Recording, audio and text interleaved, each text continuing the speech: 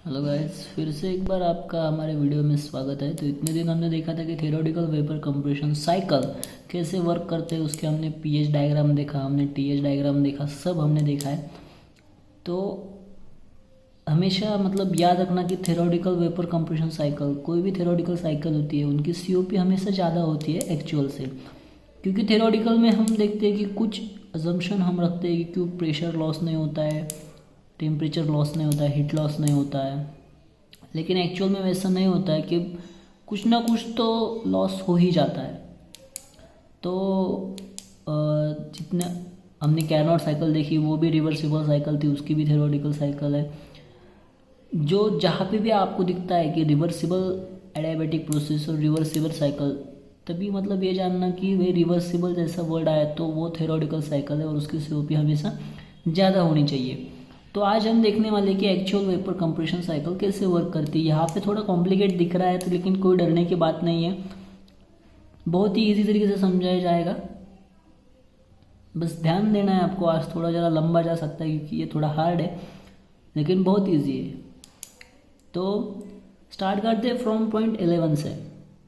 तो यहाँ पे रेड और ब्लू दिख रहा है तो इसलिए आपको समझने में दिक्कत नहीं होगी। फ्रॉम पॉइंट 11 से स्टार्ट करते हैं। 11 to 1 क्या दिखाई दे रहा है भाई? इवेपोरेशन। इवेपोरेशन मतलब क्या होता है भाई? Refrigeration effect. क्या यहाँ पे जो होता है वो इवेपोरेटर होता है। तो हमने देखा था कि ये कौन सी हीट होती है भाई? लैटेंट हीट ऑफ इवेपोरेशन होता है। यहाँ पे क्या हो रहा है देख, यहाँ पे लिक्विड था, यहाँ पे वेपर हो गया, वेपर लाइन थी ये। आपको यहाँ पे दिखाता हो, इजी समझ में आएगा। ये देखो स्मॉल जो यहाँ पे होता है, तो यहाँ पे होता है क्रिटिकल पॉइंट होता है, सिंपल है। ये होता है वेपर लाइन, यहाँ होता है सुपर हीटेड वेपर, ये होती है लिक्विड लाइन, और होता है सब कूलिंग और लिक्विड प्लस वेपर रीजन। तो यहाँ पे देख रहे हैं आप, लिक्विड प्लस वेपर रीजन है, मतलब लैटेंट हीट हो रहा है यहाँ पे।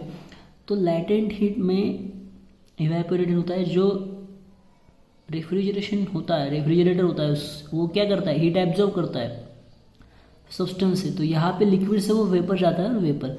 अभी देखो यहाँ पे पॉइंट 1 है जो कि अभी इवेपोरेटर में ही है।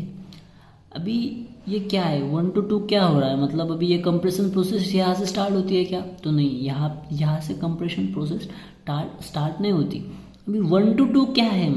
अभी देखो भाई, अगर आप कुछ भी खाना खाते हो, कुछ भी ये करते हो, तो अभी खाना खा लिया तो डायरेक्ट स्टमक के अंदर तो नहीं जाता ना।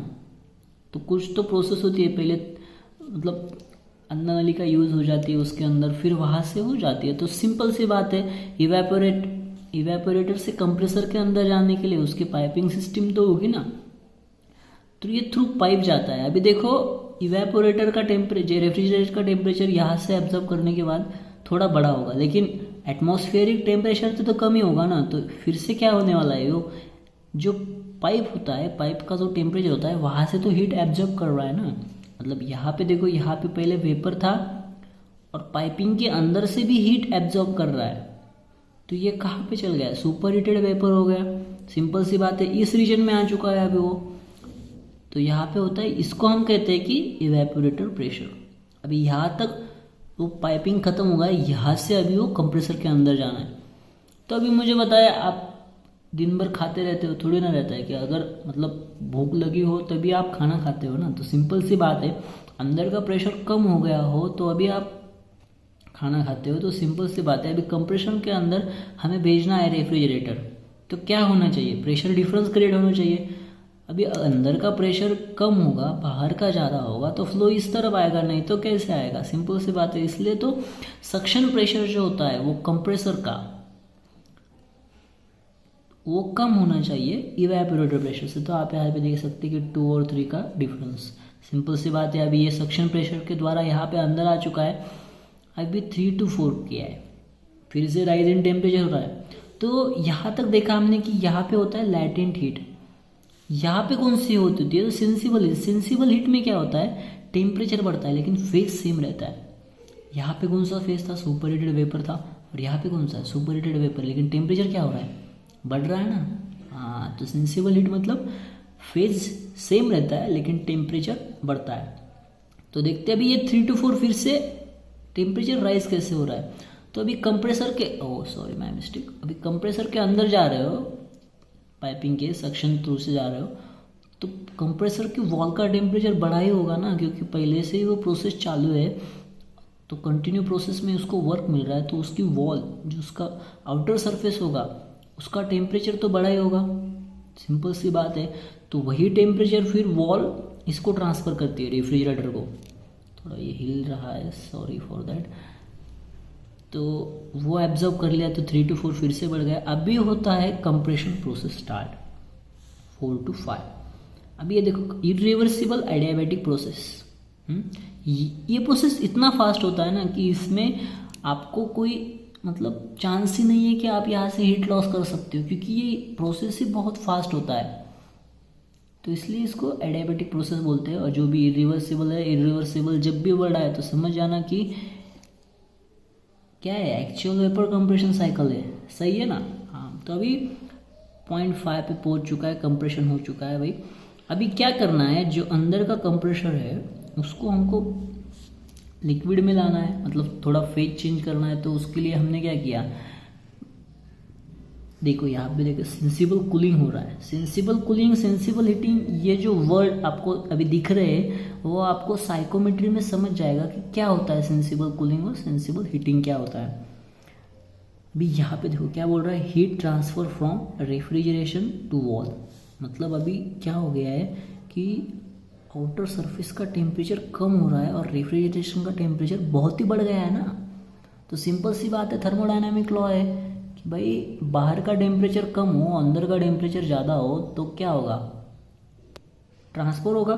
तो सिंपल सी बात है, 5 to 6 क्या हो रहा है, हीट ट्रांसफर हो रहा है, सही है ना। तो 6 पॉइंट को क्या बोलते हैं, P delivery point, pressure at delivery point बोलते हैं। तो यहाँ से हीट, ये समझ में आया ना 5 to 6 कैसे हुआ। फिर से सेम बात है कि 6 to 7 कैसा है, प्रेशर डिफरेंस क्रिएट किया। अभी उसको अपने को कंडेंसर के अंदर भेजना है, तो कैसे भेजोगे, प्रेशर डिफरेंस क्रिएट किया। अभी इसका प्रेशर ज़्यादा है तो इसका प्रेशर कम ही होना चाहिए हमेशा, तो प्रेशर डिफरेंस क्रिएट किया तो सीधा। अभी यहाँ पे देखो D super heating from 7 to 8। अभी हमें जो रेफ्रिजरेटर कंडेंसर के अंदर भेजना है तो वो वेपर में हम तो नहीं भेज सकते ना, क्योंकि वेपर को कूल करने के लिए बहुत टाइम लगने वाला है। तो इतना टाइम तो हमारे पास है ही नहीं ना, सुपर हीटेड वेपर को कूल करना है भाई। सुपर हीटर का टेम्परेचर बहुत ज़्यादा है ना, और उसको कूल करने के लिए ज़्यादा वर्क लगने वाला है, तो ज़्यादा टाइम लगेगा, सिंपल सी बात है। इसलिए हमने क्या किया, उसको डी सुपर हीट किया है, फिर से वेपर उसकी निकाल ही दी हमने। वो कहाँ पे लाया हमने, मतलब सुपर हीटेड वेपर था जो ड्राई था, तो उसको हमने क्या किया, थोड़ा कम किया है और लाया है वेपर लाइन पे। थोड़ा हिल रहा है तो आप थोड़ा समझ जाइएगा, स्टैंड नहीं है अपने पास। वेपर लाइन पे ला लिया हमने वेपर। अभी देखो भाई यहाँ पे आया है, फिर से लैटेंट हीट शुरू होने वाली है। लैटेंट हीट में क्या होता है, फेज चेंज होता है पर टेम्परेचर कांस्टेंट होता है, सिंपल सी बात है। यहाँ पे क्या हो रहा है, हीट रिमूव हो रही है ना। अभी देखो वेपर है, उसको लिक्विड में कंट्रोल किया जा रहा है, लिक्विड में कन्वर्ट किया जाता है, तो हीट क्या कर रहे हैं, रिमूव कर रहे हैं हम यहाँ से, सिंपल सी बात है। अभी यहाँ पे लिक्विड, अभी हमने पहले प्रोसेस में देखा था कि हम जब एक्सपांशन वॉल्व थ्रोटलिंग प्रोसेस होता है डायरेक्ट सीधा नीचे लेते हैं थ्योरेटिकल में, लेकिन एक्चुअल में ऐसे होने वाला है क्या, बिल्कुल ही नहीं होने वाला है, क्योंकि हमें एक्चुअल में COP बड़ा रखना है। तो इसलिए हम क्या करते हैं, सब कूलिंग करते हैं। अब सब कूलिंग कैसे करते हैं, कैसे उसकी प्रोसेस होती है, क्या क्या चीज़ हम उसमें यूज़ करते हैं, तो हम ये नेक्स्ट चैप्टर में पढ़ने वाले हैं। तो तब तक के लिए थोड़ा समझ जाइएगा। सब कूलिंग मतलब क्या करते हैं, रेफ्रिजरेटर को और ठंडा करते हैं, लिक्विड के पीछे वाले साइड पे जो रीजन होता है सब कूलिंग का, उसमें लाते हैं। बहुत सिंपल, सब कूलिंग हो गया। सब कूलिंग होने के बाद सीधा एक्सपांशन क्या होता है, ये तो प्रोसेस आपको पता है, इरिवर्सिबल प्रोसेस है, एडियाबैटिक, इसमें भी हीट लॉस नहीं होता है, सीधा भाई 11 पॉइंट पे आ जाता है। ये होता है एक्चुअल वेपर कंप्रेशन साइकिल। अभी यहाँ में आपको कौन सा भी डाउट हो तो आप हमें कमेंट सेक्शन में बता सकते हैं। मेरे को नहीं लगता आपको इतना समझने के बाद डाउट आ सकता है, तभी भी कोई भी सिली से छोटा भी डाउट हो ना तो मेरे को बताना, मैं तुमको आपको क्लियर कर दूंगा, समझ गए। और 11:1 रेफ्रिजरेशन इफेक्ट होता है, 4-5 जो यहाँ पे हमने देखा प्रेशर डिफरेंस कैसे क्रिएट हुआ। बस आपको पॉइंट याद रखने कौन सा प्रोसेस कहाँ पे होता है। और सिंपल सी बात है, कोई भी चीज़ हो नेचुरली उसको रिलेट करना है। 2 to 3 हमने कैसे किया था रिलेट, वैसे ही सेम। तो अगर आप नए हो तो सब्सक्राइब जरूर कर देना, शेयर जरूर कर देना अपने दोस्तों के साथ।